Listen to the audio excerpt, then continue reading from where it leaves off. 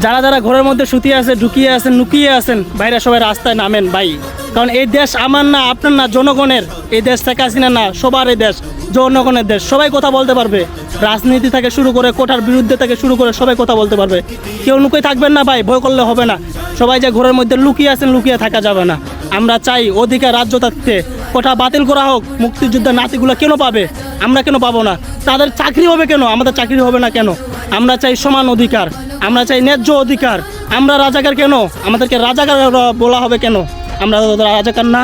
যুদ্ধ করছি দেশের জন্য, স্বাধীন হবে দেশ। 1971 সালে যুদ্ধ করছে আমার চাচা, দাদা, বাবা, আর আমরা হলাম রাজাকার।